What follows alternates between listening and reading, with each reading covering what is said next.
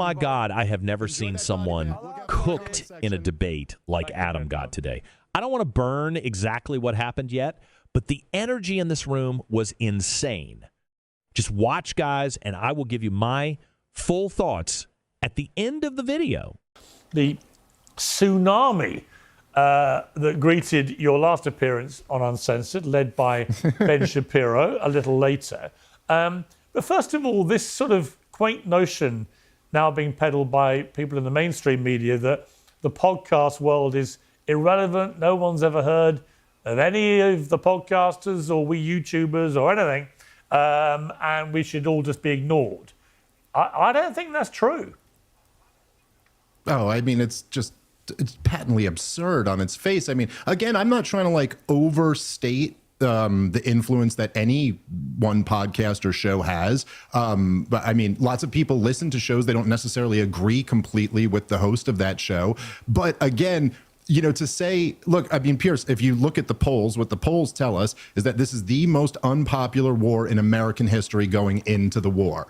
And CNN is going to read you these North Korea numbers. Actually, in fact, I think it was better than Kim Jong-un did in his last election, 100% of MAGA. But what does that really mean? I mean, the truth is, Piers, you kind of nailed it here in your opening, right? Even when Joe Biden was clearly senile and was forced to pull out of his reelection campaign, the majority of Biden supporters still supported him, you know, and like there was still going to be like 40-something% of the electorate would have voted for Joe Biden. Now, that wasn't enough, though, and that's why they forced him out, because you need a coalition to carry you here. So this comes down to like how you're defining MAGA. If you want to say Joe Rogan and Theo Vaughn and Andrew Schultz and all these guys, they're not MAGA. Well, okay, but they were relevant enough for Donald Trump to go on all of their shows in the campaign. And the point is that the coalition that got Donald Trump elected in 24, that got him for the first time ever to win the popular vote, that coalition has been destroyed. And the final thing I'll say is this, Piers, I made this prediction on my show the other day, but right now you kind of have these two, broadly speaking, camps, say Megyn Kelly and Tucker Carlson and Candace Owens, maybe people like me, who are saying the coalition has been destroyed. And then on the other side, you have people like you played Bacha, Ben Shapiro, who are saying, no, the coalition is fine. What we've learned is that Tucker Carlson doesn't matter. Give it a couple months, Piers, and I promise you, everyone on that side will say the coalition has been destroyed and it's Tucker's fault. This is going to tank Donald Trump's presidency. We're already past the point of that. The Democrats are going to win the House and the Senate. It's going to be impeachments and subpoenas and investigations for the next 2 years. And I don't think anyone from this administration can win the presidential in 28 at this pace. Right. Well, Adam, you're part of a very successful podcast. Patrick Bet-David's been a regular on this show, as have other members of your great team. And, you know, I would say just from a personal, you can only judge it personally, I guess, but I've been on some of the biggest TV shows, mainstream TV shows you could think of, right? America's Got Talent for 6 years. Britain's Got Talent. I replaced Larry King at CNN. They aired my show 3 times a day in America and around the world, and so on and so on. And what's been fascinating to me in the last couple of years is I get more people come up to me in the street, wherever I am, whether it's New York, LA, London, Sydney, the Middle East, whatever. More people come up, and they're a bit younger than came up when I did any of those shows. And they're all coming up about my YouTube show, and they're all watching it avidly, and they're watching other shows like yours, like Dave's, Tucker, because they talk to me about all this. I had 2 guys last week from Denmark, 19 I think they were, stopped me in the street in West London. Passionate viewers of Uncensored. Right, it was really fascinating to talk to them. So I just think this idea that people who operate away from mainstream media now, like you, like me, like Dave, like others, that we're kind of irrelevant and no one knows who we are, is completely contradicted by reality. I just see it in the streets.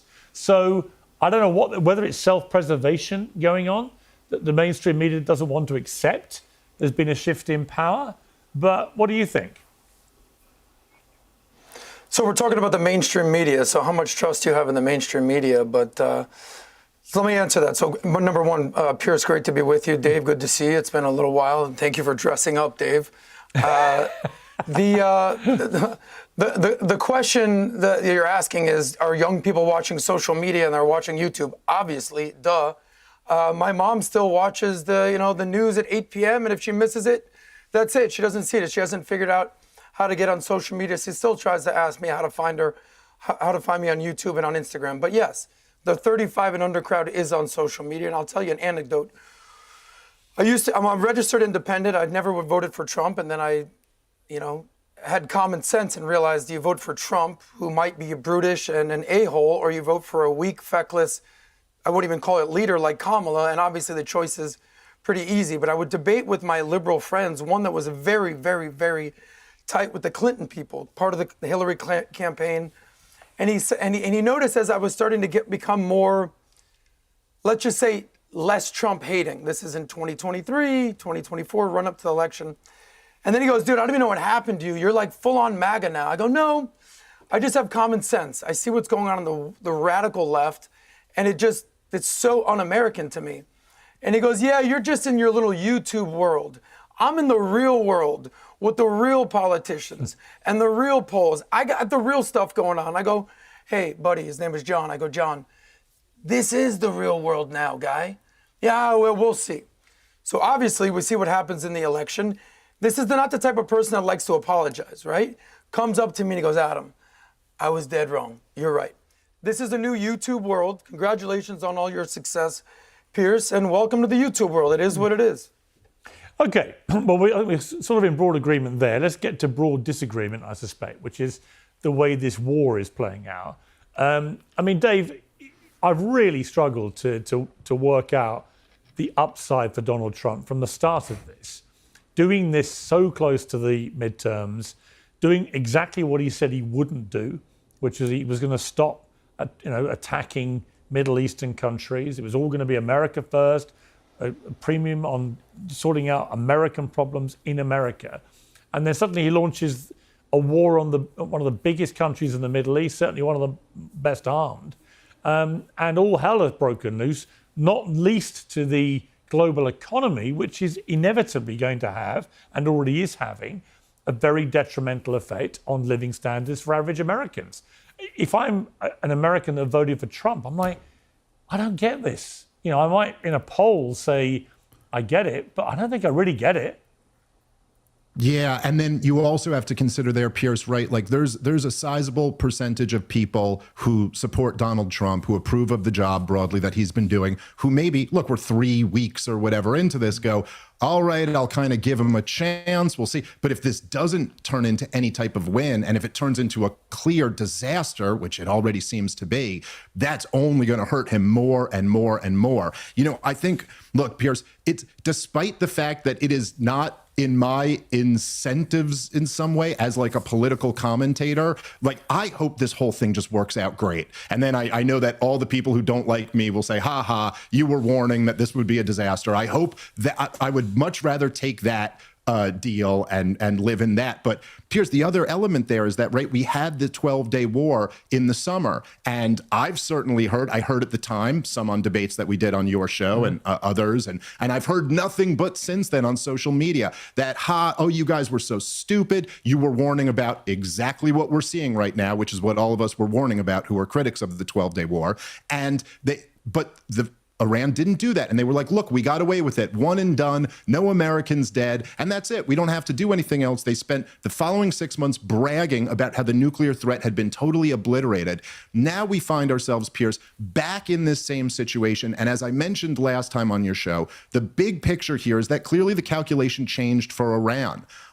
They no longer feel that it's in their incentive for self-preservation to not strike back and kill Americans or not do maximal damage. And now, clearly, with a younger, more radical Ayatollah who has not promised to not build nuclear weapons, they've made the calculation that actually they can't not give us a bloody nose, that they have to really make this cost us. Otherwise, we'll be back in another few months doing it again. And of course, at the beginning of this war, Donald Trump said this was a full regime change war and called for the people to rise up and overthrow their government. And the people did rise up, Piers, in support of their martyr Ayatollah and in support of this regime. I know you saw some of those aerial shots. There must have been hundreds of thousands of people out in the streets in Tehran, in the most liberal part of the country, supporting the regime. So I'm sorry, at this point, this just looks like a catastrophe. And the best we can hope for at this point is that it only ends up killing like 10,000 people, and it only ends up costing tens of billions of dollars rather than the 200 that Secretary Hegseth has asked for.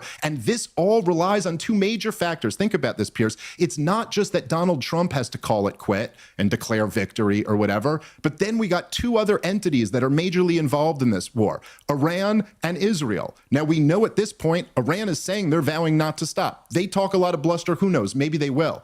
But Israel, Piers, we all know they want the regime change here. In the 12-day war and in this war already, they've hit targets after Trump has clearly asked them not to. Who's to say they don't continue doing that? And it begs a real question of how we get out of this quagmire.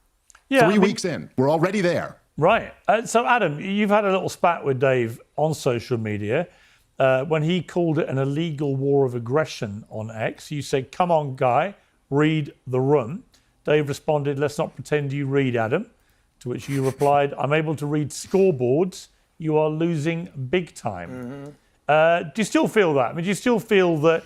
Because I would argue that the scoreboards militarily absolutely would show that the United States and Israeli combined forces have inflicted enormous damage on Iran's military capability. I think that's inarguable. However, what I don't think has been properly factored in by the Americans and Israelis is the ability of Iran to wage an economic war in parallel to a military war. And that by controlling the Straits of Hormuz and by attacking, as they have done, their neighboring Gulf states, both oil refineries and tourist hotspots and so on, they've managed to freak everybody out and they freaked the global markets. And this is incredibly damaging to Donald Trump, because every day that Straits of Hormuz is shut, then you will see the impact for the next few weeks and months coming through the US economy and the global economy, but the US economy. You know, when fertilizer, when the impact of that being stopped comes through in a couple of months' time, it takes a while to cut through to the actual people of America. But it will, and when it does, it's going to be very damaging. Do you not think that the longer this goes on, the more of a miscalculation has been made here? Look, I'm not the Trump is the all-be MAGA guy. I'm the guy that was like, yeah, I'm not so sure about this Trump guy. You know what? Oh, I got the fake news. Oh, Russia. Oh, it turns out, yeah, you know, he's way better than the other side. So I had to use logic and a measured approach to get me to the point where I'm like, he's the guy. So I'll ask you another question. Let's say Trump wasn't here. What's Kamala doing?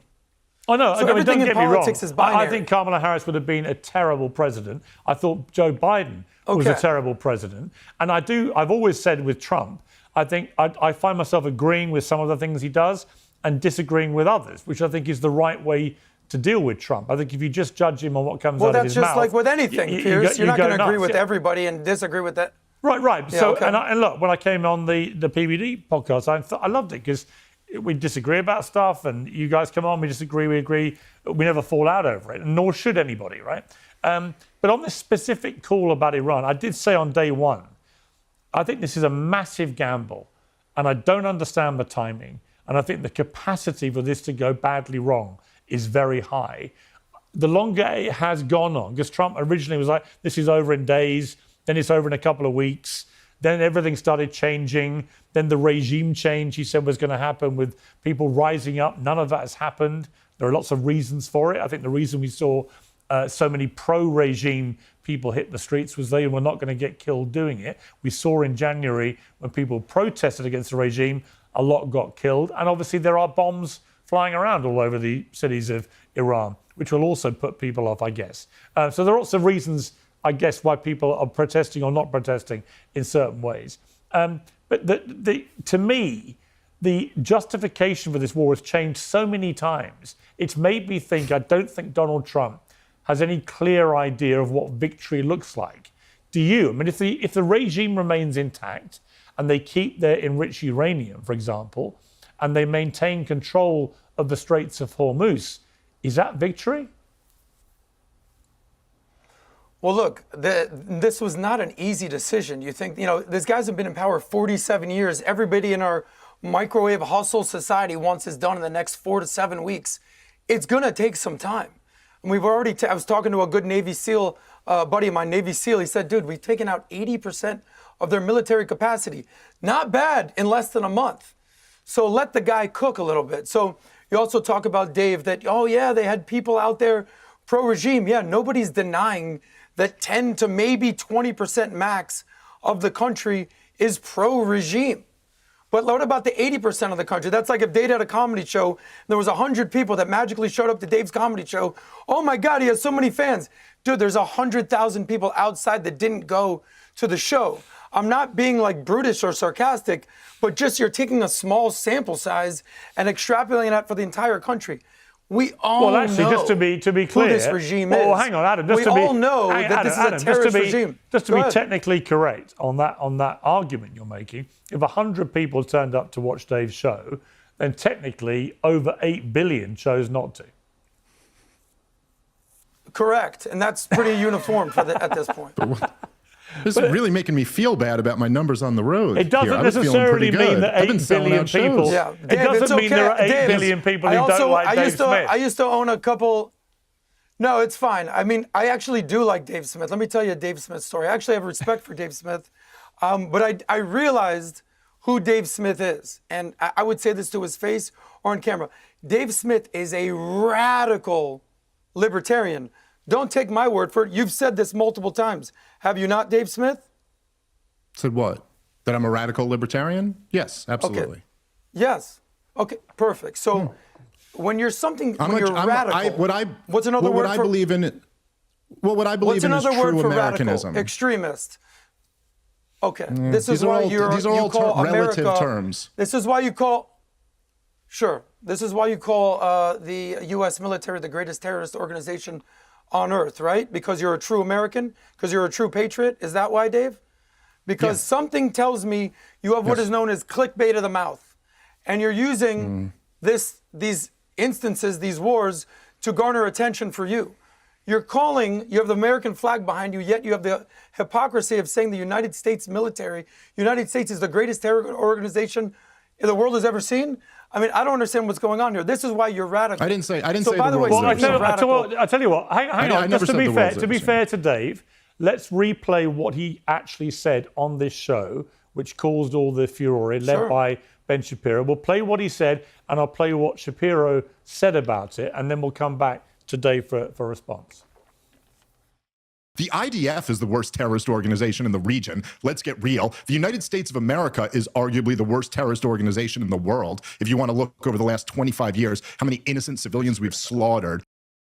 It doesn't matter, it turns out, how many times you appear on Joe Rogan's show or how many times you hide behind your title of comedian who holds the Guinness Book of World Records for fewest jokes told, or how many times you spew puerile analogies that demonstrate nothing but unbelievable, willful ignorance of the nature of war. I'm sorry, but you hate the country if you say America is the worst terrorist organization in the world. You just do. Now, I know that Dave Smith is super duper excited that his name was mentioned here. And he's sitting there shouting at his TV screen in his basement, "Debate me, bro!" To which I answer, nah. I don't debate with trolls who claim that America is the biggest terrorist state in the world because that is idiotic. So, Dave, as you know, that all blew up. A lot of debate raged about it. Clarify what you meant. Do you regret phrasing it the way you did? Just give us a bit more meat on the bone. No, I don't regret phrasing it the way I did, and I'll be very clear about what I'm saying. I will point out that it's quite something for Ben Shapiro. Just since you played him, I got to respond to him first. That he goes, "Oh, I just won't debate with this guy because this is so beyond the pale." Ben Shapiro made his name debating 19-year-old communist Maoists who were confused about their gender. So somehow, Piers, we're going to have to believe here that I'm so much less serious than the children who Ben Shapiro made a career debating. I loved your response to him where you pointed out some of the goofy segments that he does on his show. I mean, personally, I really stay away from that stuff. And, for Adam, I think to say it's clickbait or that I just want to get out in front of the camera, I think we're all equally in front of a camera right now. And it's kind of weird to accuse someone else. I very much believe the things I'm saying. Dave, now, to Adam's point, Dave, hold don't on, run from the comment. Because there's a bunch. Don't run from your comment. I'm trying to address get to the it, but there's a comment, lot not Ben here. Shapiro, would you? Good. Yes, let's go. Wrap it up. No, I'm going to make the points I want to make. You called the United States military. You're just slowing. Okay, so you called the United States military the greatest terror organization in the world. Adam, defend. Just let me answer. No problem. I'm going to go back to the order I was going to go in. To Adam's point, when Adam says I'm a radical libertarian and I say that this is true Americanism, I mean, look, my favorite founding father is Thomas Paine. Not everyone considers him a founding father. And maybe I love him so much because he never held a government position and didn't own slaves, which I thought was pretty cool. But Benjamin Franklin said he was the most consequentialist and the one person most responsible for the United States of America existing. His famous pamphlet that he wrote was called Common Sense. And I think on the first or second line of it, he says, government is at best a necessary evil.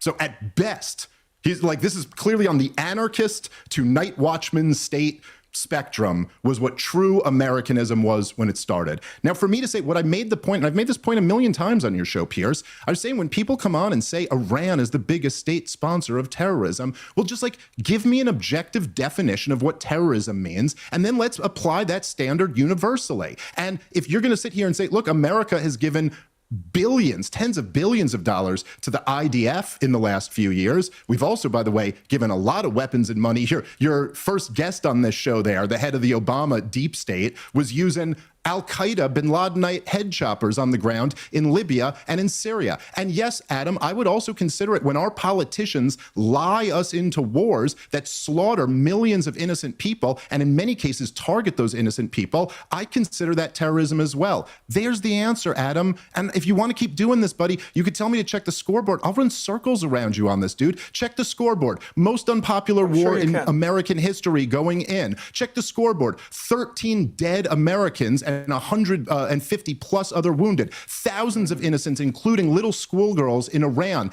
killed. Dead innocent Israelis. Hundreds of dead innocent people in Lebanon. Millions of innocent people being displaced, all at the cost of tens of billions of dollars and destroying Trump's coalition. Check your scoreboard, Adam. How's it looking for you? Okay, Dave.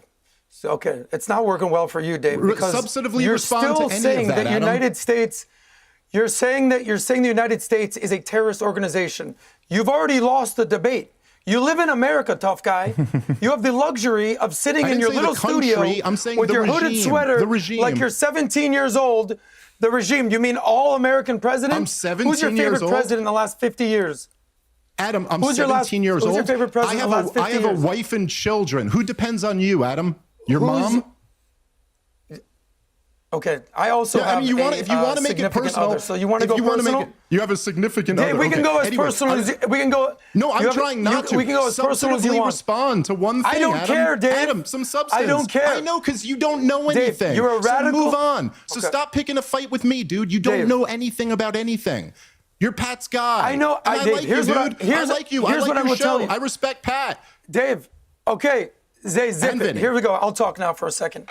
I'm defending the military right now. You're basically saying that all our boys that go to the military are all terrorists. That's what you're saying. No. You're equating that the United States of America, the IDF, are the equivalent of ISIS and Al-Qaeda. By the way, I also used to respect you until you went on a little podcast called Coleman Hughes. What happened on that podcast, Dave? This is the problem.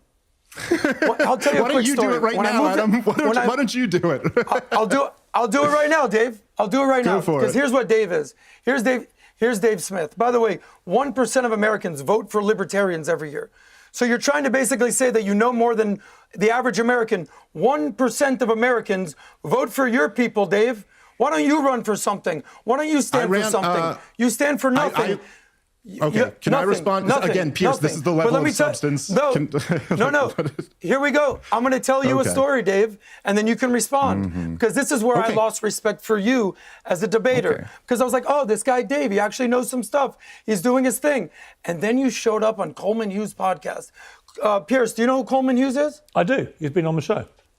I've been on the show with him. Perfect. That's this guy right here, just in case, if the camera doesn't see. But what is the point you're making? I watched this podcast.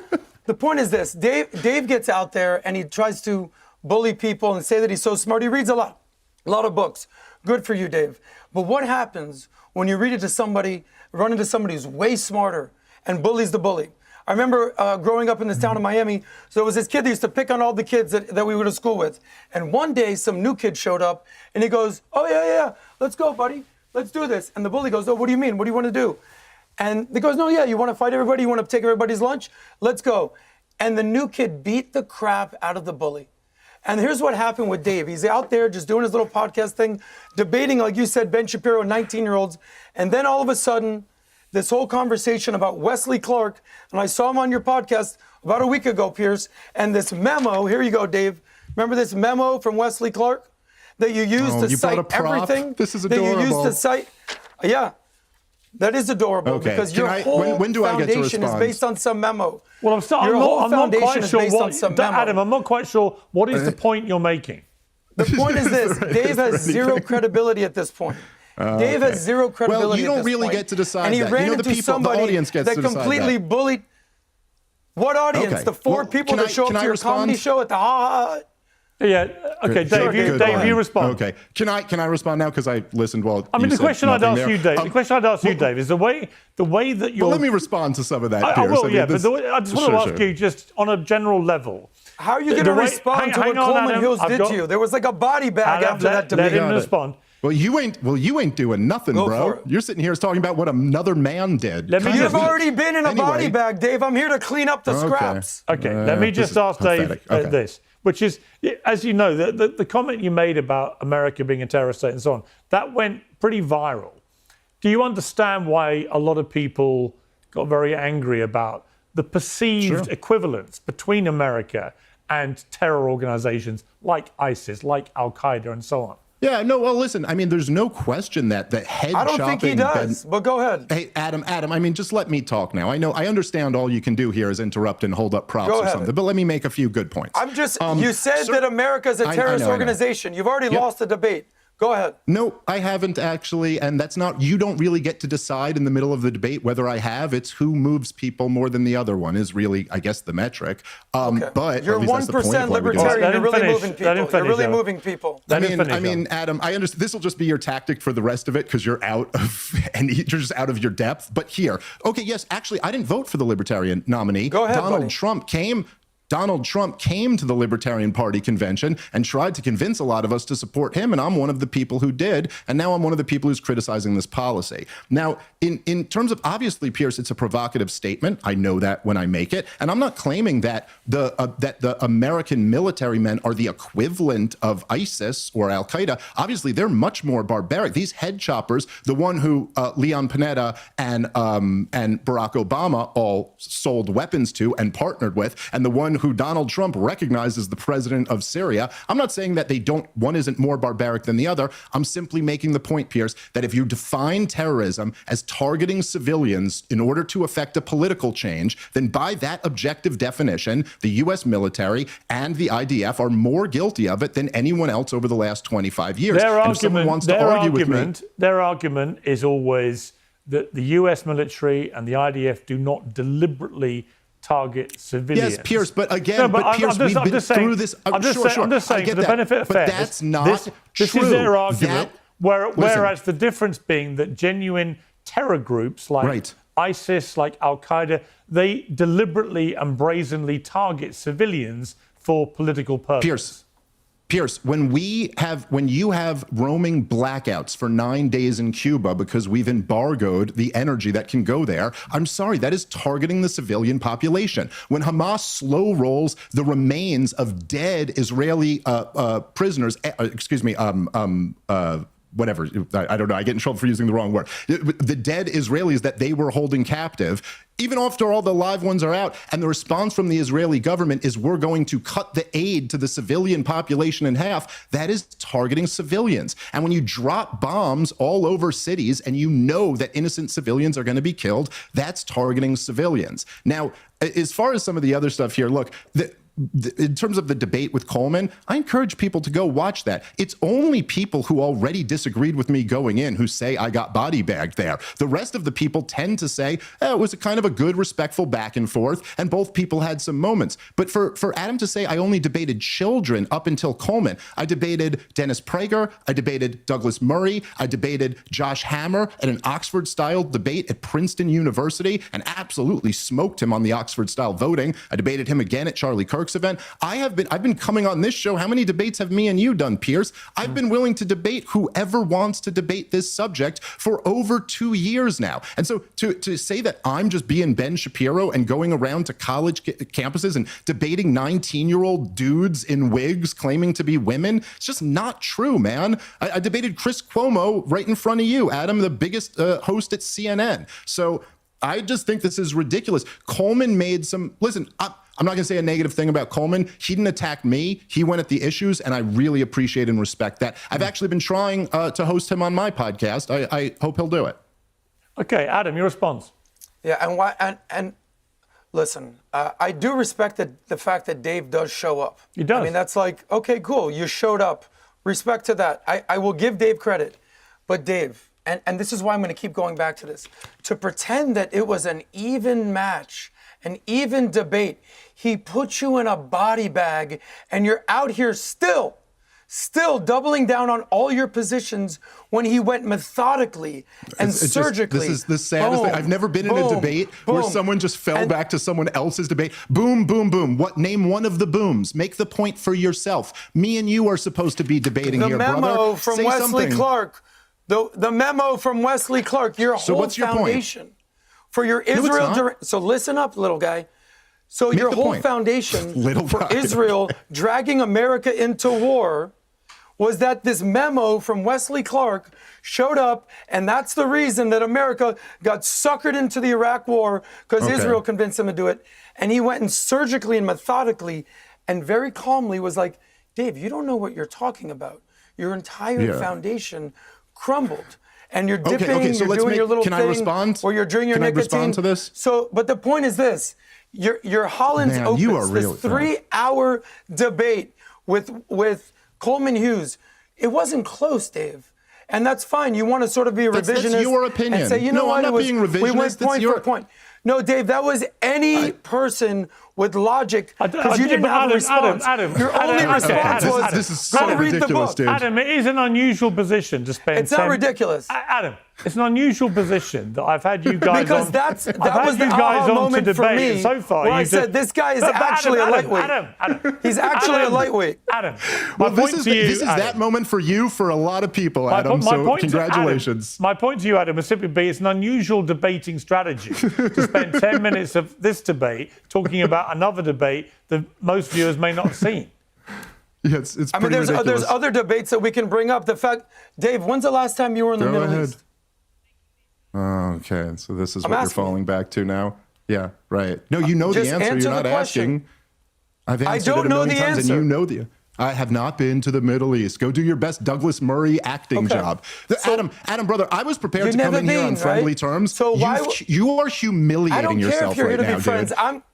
I'm really not. You're humiliating yourself right now. You've been humiliating yourself for the past 2 years, basically saying that America is a terrorist organization, that the IDF is a terrorist organization, and you're whitewashing actual terrorism. What are your thoughts on Islamic terrorism coming into the West? What are your thoughts on the war in the West? What do you think of ISIS? What do you think of the Muslim Brotherhood? Are you asking me questions? Go ahead. It's a huge I'm asking you a question. And it's a huge risk, especially right now after we just murdered an Ayatollah and his whole family. What's a huge risk? Blowback terrorism is a huge problem, and having not secure borders is a nightmare of a policy. I'm not talking about. I'm very concerned about terrorism. Blowback terrorism.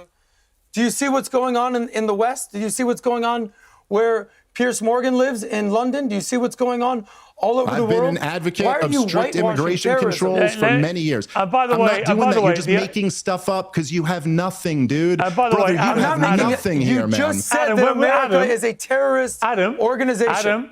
If you brought my country He's into anti-American, and here I am as a proud American saying that he doesn't know what he's talking about. You said that Dave God. couldn't talk about the Middle East because he hasn't been there much. When was the last time you were in England? I spent much time in England. My ex-wife was Welsh. When was the last time? She wasn't a sheep shagger. When was the last time?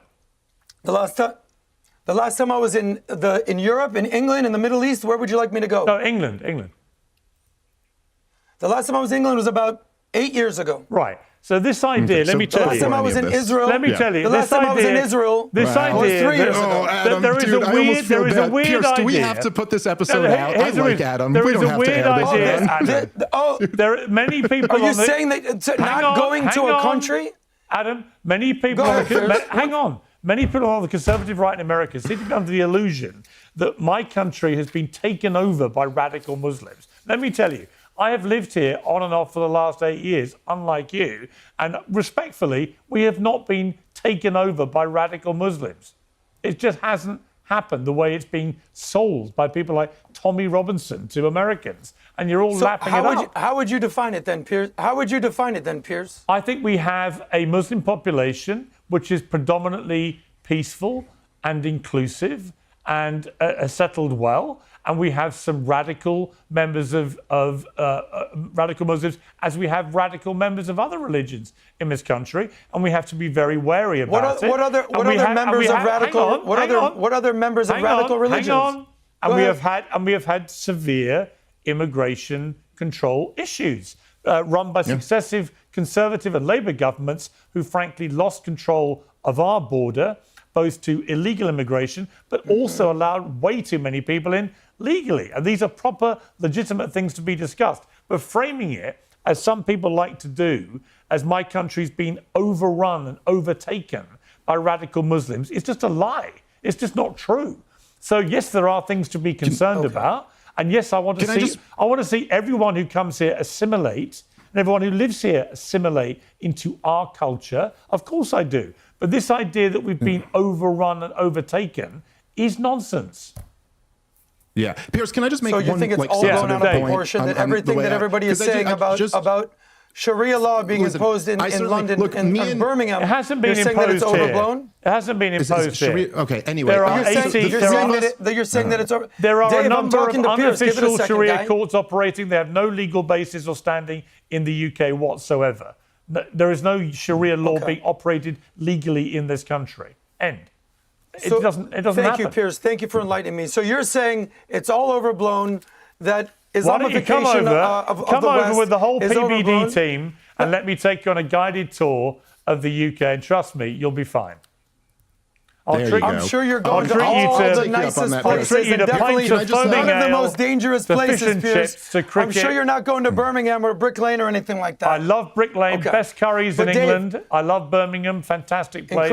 Incredible Bangladeshi curry. I'll take you there. Back to my central thesis here is that Dave thinks that the United States military and the IDF are the equivalent of the Ayatollah and the Hezbollahs and the Hamas. You've made that point. Dave, final point to you. I know.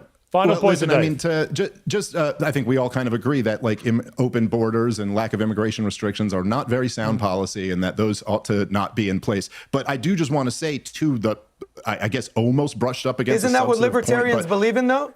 Don't libertarians believe in open borders, Dave? Let him finish. Anyway, let me just finish one point, Adam. Since you have nothing to say, just let me finish the point. Anyway, no, libertarians don't believe in that. I've already said what I've had to say. Don't. You've been in a body bag for about a year now. So then let me finish. Yeah, great. Okay, I've been in a body bag anyway. Let's see what the He's reaction to this one now. is. Let's see what the reaction to this debate is. Okay, we'll take a look at that when it comes out. Sure. Anyway, but the idea that we can gladly do that. Great. You're defending terrorism, and you think that the United States is a terrorist organization. All right. Let's see what rational MAGA people think. Go ahead, Dave. Let's see. Okay. Anyway, the idea that you're making the point that the General Wesley Clark thing has been torn apart, and that was my entire case for Israel trying to push America into these wars is absolutely ridiculous. There's much more to it than that, and that point hasn't been torn apart. Pierce, is anyone going to seriously argue that Israel trying to push us into this war with Iran isn't a factor? As Benjamin Netanyahu, the longest-serving prime minister in Israeli history, bragged brags about how this is the culmination Well, of not his just entire that. life's Not work. just that. He's been advocating this for my entire life. Well, Come on. Marco Rubio, It's Secretary of ridiculous. State, said it very clearly that America preemptively got involved in the strikes because Israel were going to attack Iran, and so America thought there would be revenge attacks against American interests and got in first. And Netanyahu's been coming here every other week to try to lobby Trump into this war. Guys, so to I've pretend gotta- that So you Israel guys are isn't a saying that major Trump- influence Sadly- here. You guys are saying that Trump sadly, is that Adam, I have big to bring this to an of end. a buffoon that he I just would love gets to dragged into continue wars. this. Please Nice come, try. Adam, Nice come try, back again Dave. another time. Take it I'd all love to down. having you on. Dave, always good to see you. I've sadly got to Thank you, leave you Piers. there, but I appreciate it both very much. Thank you. Enjoy Allah that Akbar, body bag.